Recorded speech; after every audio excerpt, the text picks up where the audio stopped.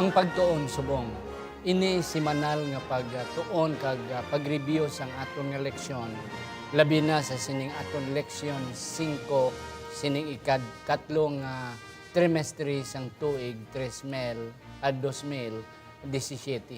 Ini ginadala sa inyo sang Central Philippine Adventist College Church Media Ministry Department. Nga si diin si Pastor J.C. Aragon ang atong chairman, kag ang mga membro sining departamento si Engineer Frederick Linatan, si Sir Elby Ray Tapaya, si Sir Ayan Danjola, kag sa subong nga tion ginaupdan kita sang tatlo naton ka mga student assistants, si Rodel Vargas, si Ruel Largado, kag si Kent Banhaw.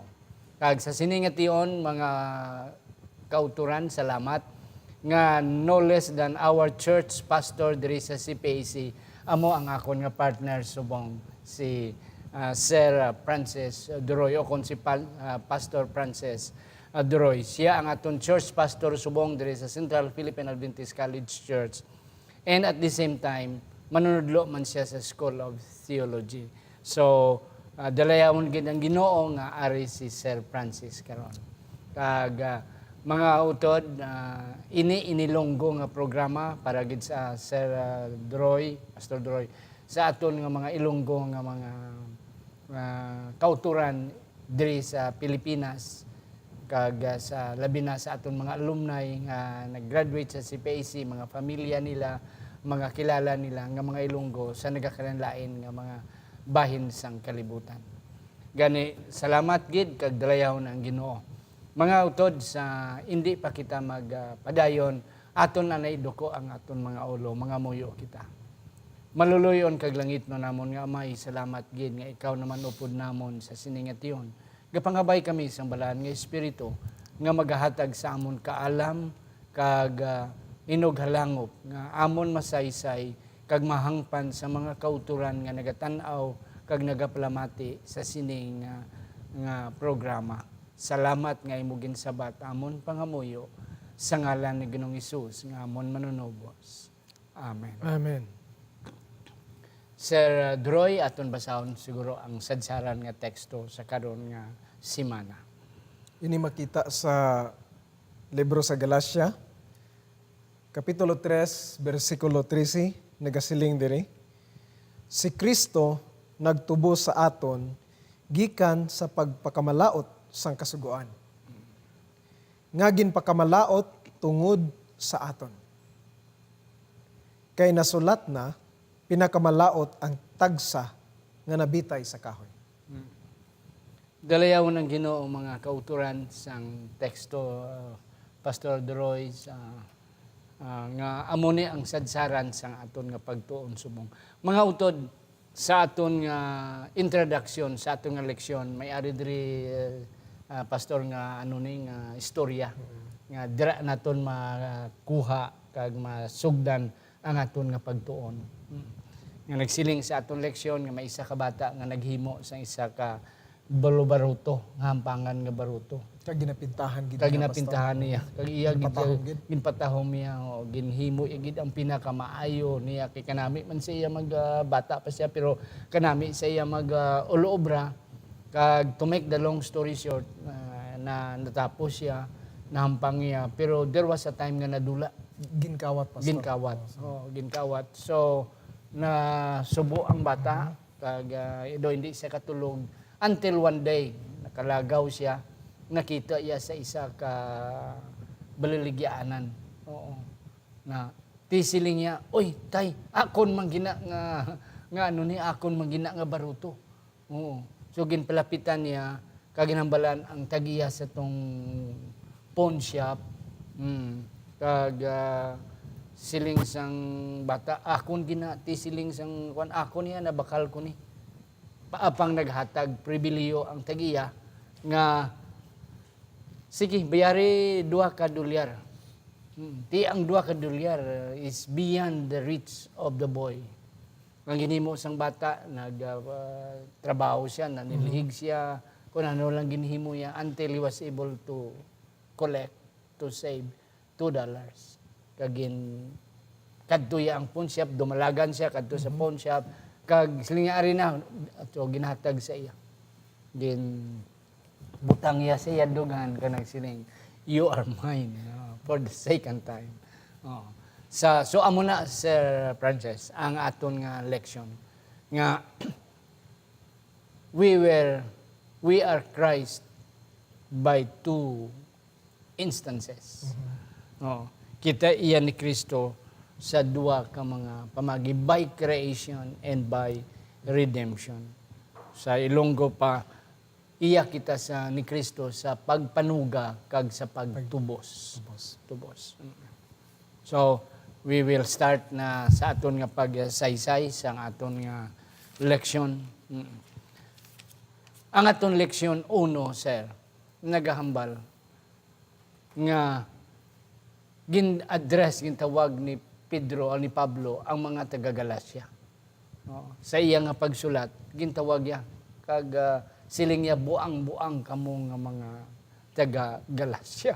Daw kasakit nga statement sang isa ka pastor si Pablo pastor siya sa aton subong nga distinction, most likely pastor na siya or even president of the conference or even the union or the division o kung even the general conference. Paano nga gintawag siya pastor nga gintawag i-address siya ang mga taga-Galacia nga mga buang-buang? Can you please tell us the background? Atong nakita nga ang gingamit pagid pastor sa original nga pinulungan sobra pagid sa buang-buang. Buang-buang. Ang gingamit actually ni Pablo sa Grigo nga sa Grigo nga anowite. Ang buot silingon sina nga daw way nagid mindless daw way utok. daw way nagid utok. Mas maayo pa siguro ang may pang-utok bulinaw. Kay may gamay. May gamay pa. Oh. Kay nga apaso na-explain man nato diri, nakita man naton nga bangod ang mga Galatians, ining mga taga Galacia, sang ginwalihan silang mga pagano sila, ilagid na hangpan sing sibo nga ang kalawasan paagi lang kay Kristo. Gani nakikipakita na diri sa atong leksyon, ginpakita gini Pablo nga sa pagwali niya sa mga taga Galatians, pirmi ginagiwali nga ang cross ni Kristo amo lang ang tuburan, ginsuguran, kag katapusan sa aton nga pagtuo, kag kalawasan. Ti, natingala si Pablo nga gulpi lang, nga daw nagbaylo, nga daw maluwas na sila pastor, paagi sa ilang binuhatan bala. So, amo nang nakasilingin sa Pablo, ano man may gin-magic ka mo, or ginaswang ka mo. Ginaswang ka mo, or Ginkulam ka mo nga ang nadula ng inyong utok. Mautuon na mga kauturan, actually si Pastor Doroy, maestro sa Greek diri sa CPAC, sa mga estudyante sa sa may School of Theology. So pag siling iya nga Grigo, mga kauturan Greek, iniya saludar ko sini nga tao kay maestro ni siya diri sa Greek 1 and 2 sa aton mga subjects sa aton nga mga estudyante nga nagakuha pagka-pastor. To God be the glory lang, pastor. Yes. So mga kauturan, ang punto gali pastor nga gintawag sila buang-buang. It's not just buang-buang. Wala na gid utok.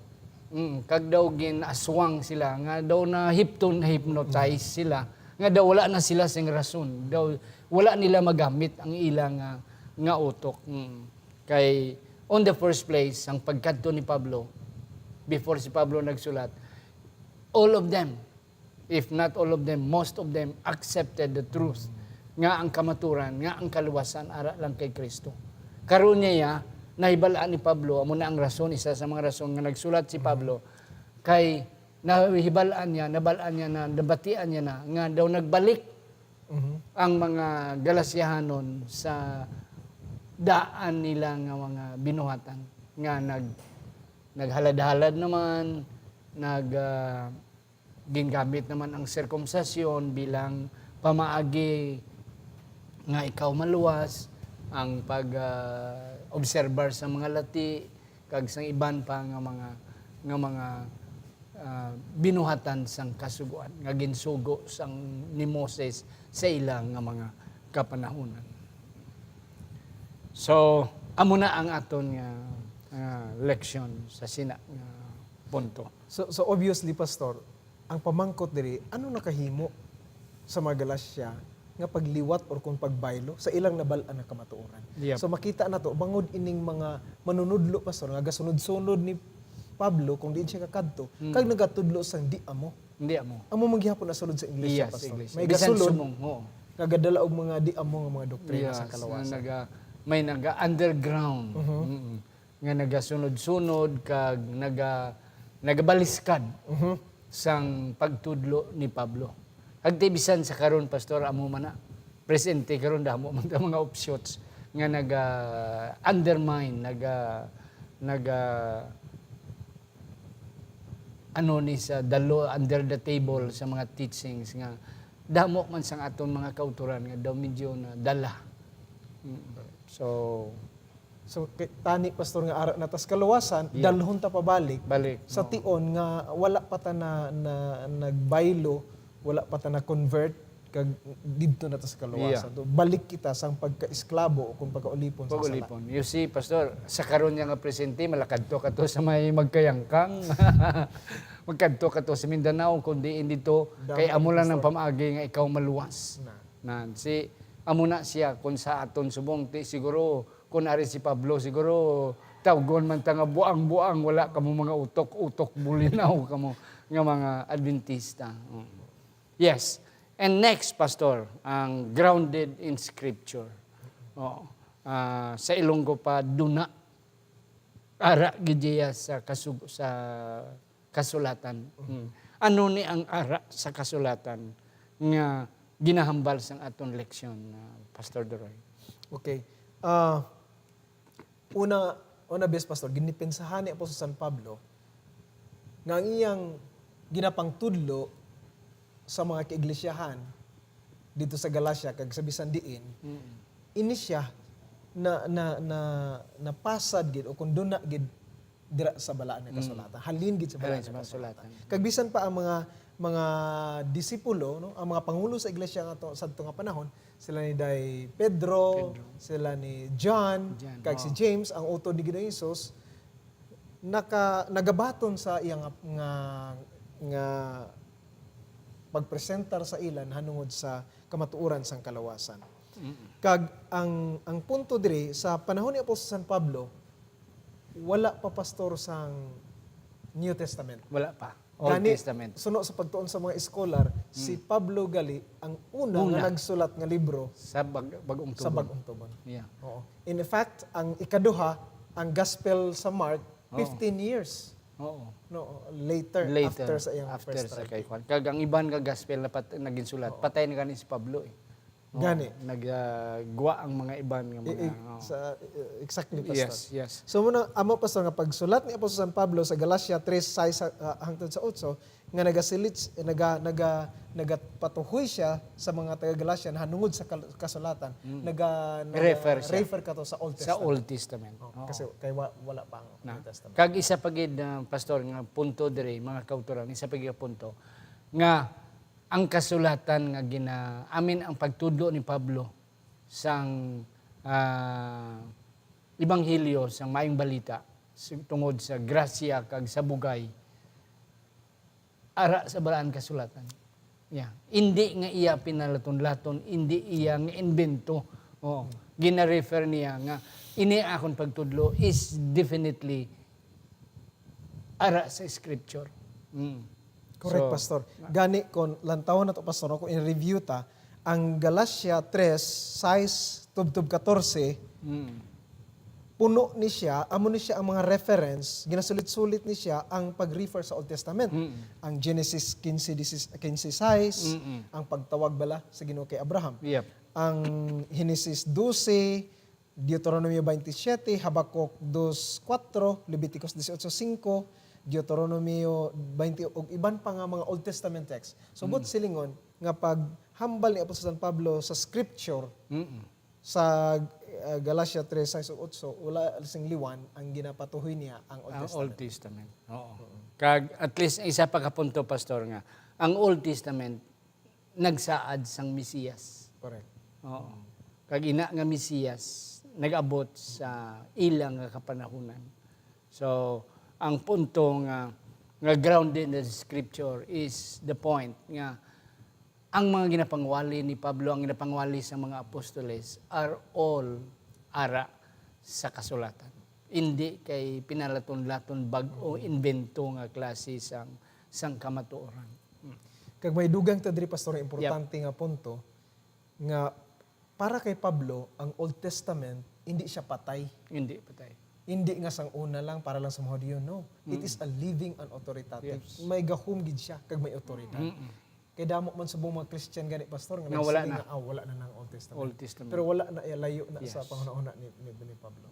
Kag ang punto pastor, ini ang sa may naunang Timoteo 3:16. Yes. Na isa man na nga ang sa English all scripture is ang God bugos. breath. Oh. Oh, buhi God breath. Sa Griego theon neuses. Na ang buot silingon sina nga ginhawa sa Ginoo. It is the Spirit of God. So the Old Testament is the Spirit of God, is God's breath, is God's life. Na to buhi ang daan nga testamento.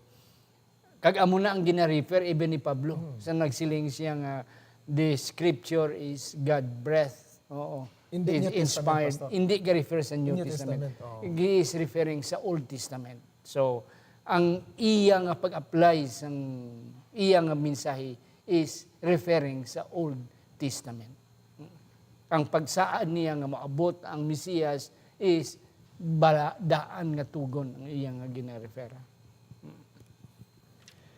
Yes, ang sunod pastor is reckoned as righteous.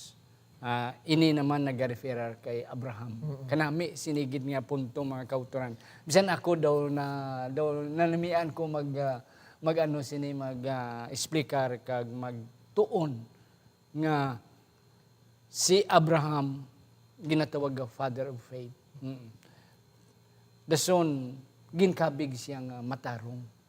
On what Kag instance? siya gid una pastor Yeah. ang gin-refer. Gin-refer. Hindi si Noe or Hindi. sino, Oh, si si Abraham. Abraham. Siya gid ang Dugang bi Pastor Doroy nga ang pagkamataro, ang pag-obedience ni Abraham, ang iyang pagkamitinumanon, ginhimo, ginkabig, counted as righteousness. Okay. Bangod pastor nga si Abraham suno sa aton nga lection is the central figure. Bisan subong mamangkota sa mga Mga Hudyo. ilagid nga Father Abraham gyapon ginakabig nga si Abraham, mga anak sila ni Abraham kay si Abraham ang ila amay. Siya ang amay sa Hudyohanon nga pungsod. Kag gani sa panahon ni Apostol San Pablo pastor, ang mga Hudyo sadto nga tion naghuna-huna sila kag bisan pa subong nga si Abraham amo ang prototype. No, ideal gid siya bala pastor sa kahudyo. Modelo. Oo. Bangod pastor sa iyang pagtuman. Pagtuman. Oo. Na. So- Kag ang iya nga pagtuman, Pastor, amo na ang naghatag sa iya pagkamatarong. Nga daw amo man na ang gina-expectar kag ginaasahan sang mga Hudyo. Kag natural in siya pastor nga panghuna-huna. Kag kay nga si Abraham naghalin sa iyang dito sa Ur of the Chaldees. Ginbiyaan niya. Yes. Bisan ang iyang bata daw Ihalad na niya. So amo na ang ilang panghuna-huna pastor nga si Abraham ginkabig sa Ginoo nga matarong bangod sa iyang pagtuo. Pero sa Galatia pastor ginbaliskad ini ni Pablo. Ni Pablo. Kay sa gin-refer niya, sa gin-meet lang niya nga 9 times si Abraham sa Galatia, hindi sa iyang pagtuman. Apang hindi sa pagtuman niya sa kasuguan o sa Hindi. pulong sa Ginoo. Apang sa iyang pagtuo. Pagtuo. So gibaliskan ni pastor ini nga panghuna-huna. Kay later on, Pastor, mabalaan naton nga ang covenant, ang pakigsaad, pakigkatipan sa Ginoo kay Abraham is a one-sided Yes. Covenant. Sa sunod nga si mana ara gida kanami ang pagsaysay sinang one-sided nga Nga ano ni. Nga si Abraham, ang Ginoo ya mo ang active role, ang nag-play sang active role dira. Nga ginbutong niya lang si Abraham kag masiling, Abraham, himuon ta ka amo ni. Oo. Si Abraham gani wala nagsiling, ay hindi ko. Oo. Nan. Nagpati why lang. gid siya, Pastor? Wala gid Why man siya nagsaad bisan isa lang? wala man. Isa lang ka one-way traffic lang. Yeah. Oo. Kung So, sa ginbaton lang niya, Pastor. baton lang niya. Oh, kag ina nga pagbaton niya was counted on him as righteousness. Pagkamataro. Subot silingon, Pastor, bisan pa sa sina nga teksto nga makita ni nato sa Genesis 15 nga ang pagtuo gid ni Abraham amo gid ang rason kabangdanan nga ginpakamatarong siya sa Ginoo. Yes. Hindi ang iya nga pagsunod sa Pagsunod kasuguan. sa kasuguan. So, ginpakamatarong, Pastor, si Abraham agod mangin matinumanon siya. Yes. Hindi kay nagtuman siya, kag ginpakamatarong siya. I like that kind of idea, Pastor. Kanami sinang imo punto. Oo. Nga nagtuo siya. And then after siyang pagtuo, he became obedient. Exactly, Oo. Pastor. Ti amo man na sa aton, Pastor, this is the message of Paul. Mensahe. Nga ang kasuguan is there. Ara ang kasuguan. Pero ang kasuguan, hindi amo ang alagyan, amo ang pamagi nga kita matinumanon. Kundi ang nahimo kita pagka magtuman kita, it is because gintagaan na kita daan sang pribiliyo. Yeah. Ara na ang saad sa aton. The same with Abraham. Ginsaaran siya after God made a promise, he became obedient. Na. Ti amo man na sa aton after Christ promise us ginsaad sa aton ang kabuhing katapusan. Siling ni Kristo ti kon kamo nagahigugma sa akon because I promised life eternal for you. Follow. Sunod. Hindi kay sunod, hindi kay obedient una dayon pagtuo kundi magsalig kita ka magpati sa saad and then later on. Correct, Pastor. Kag ang ehemplo nato ani Pastor, no, amo ang Israel bala Yeah. sa Ehipto sila, under sila sa slavery. Yes. Ginpagwa sila sa Ginoo. Wala gid sila mahimo pero ang Ginoo nang pagwa sila.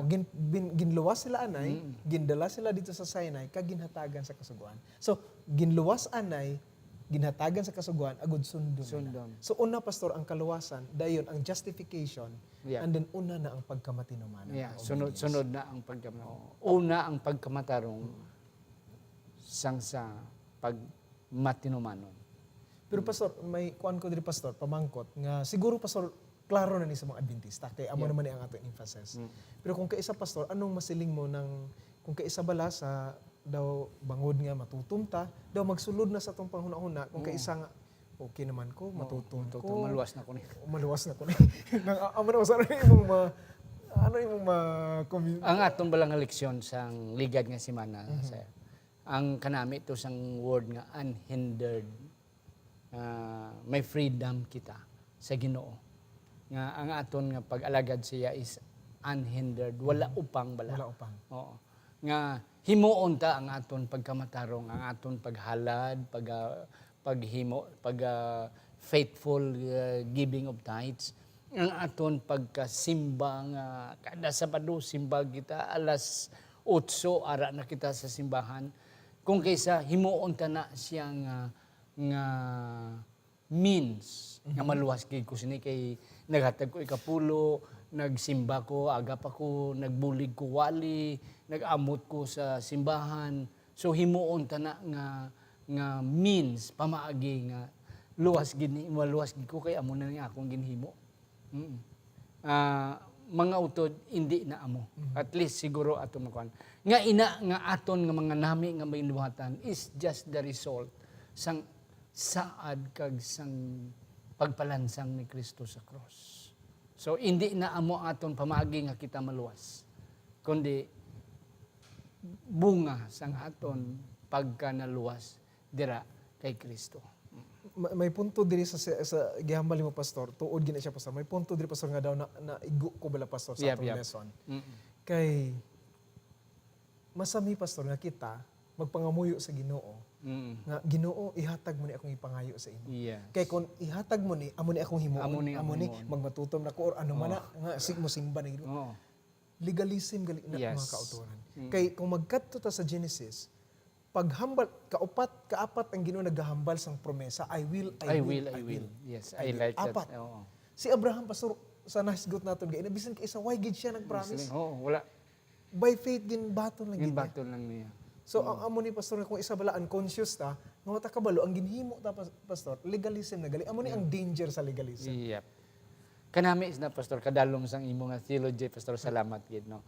Nga amo gali na siya nga ining aton mga maayo nga binuhatan may tendency nga mag-lead sa aton, and that's why amo na ang netabo sa mga Parisiyo.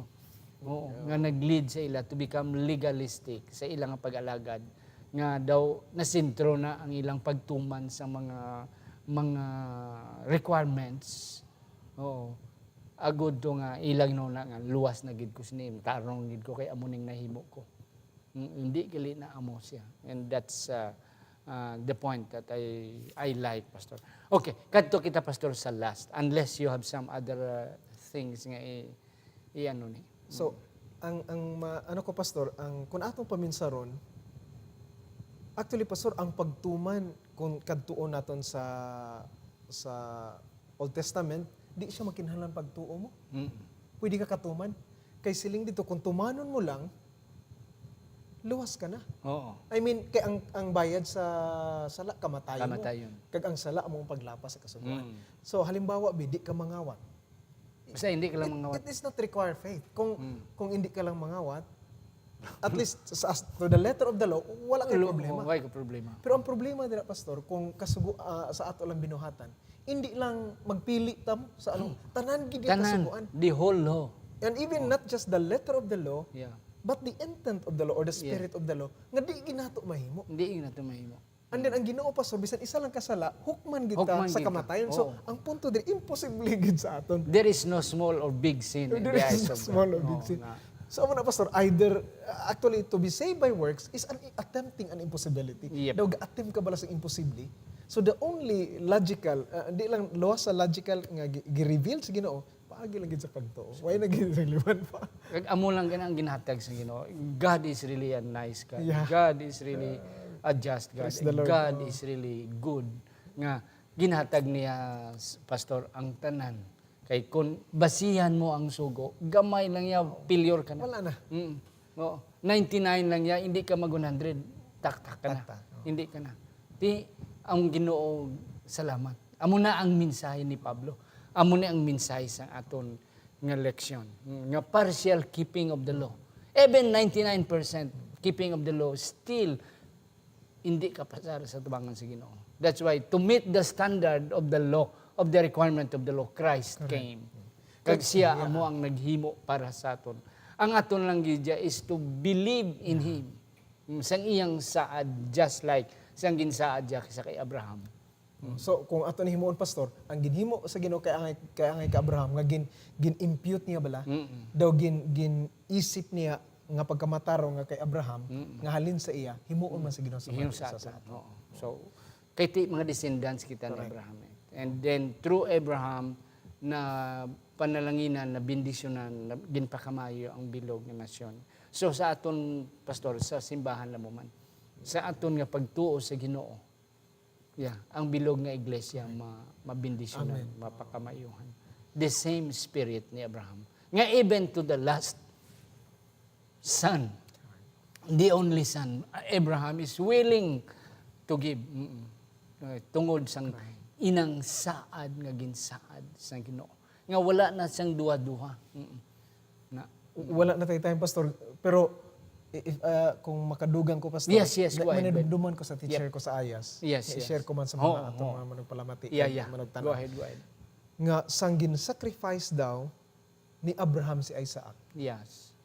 Gisacrifice niya pastor ang iyang future. Kaya why na iban? Wala na ho. And that's correct. So amo daw tong pinakasakit kag pinakabugat ni Abraham. Nga his sacrifices future. Pero bangod nga gihambal sa Ginoo, willing siya. Kag amo na mga kauturan, salamat Pastor Doroy. Kanami sa nga punto. Nga amo man na kinahanglan aton nga espiritu. We give, it is not because we want to be saved. Yeah. We offer our son, our children, our position, not because we want to be saved. but because we believe on God. Amen. Nga ang Ginoo nagsaad, kag ang iyang pakigsaad, hindi mapulak. Sa Cebuano pa, dili mapakyas. Why? Because He is God. He is an omnipotent, He is immutable God. Nga hindi siya pwede mapulak ang iyang saad, hindi pwede mapakyas, hindi ma-failure ang iyang saad. Saad sang Ginoo, Diyos siya, hindi siya tao. 100%, 101%, God will fulfill His promise. Amen. Mga kauturan, wala siguro nahatag namon ang tanan. Wala na kita panahon. Pastor Deroy, salamat, gid. Praise Sang the imo Lord, pakig-upod. We are blessed. I know you are blessed.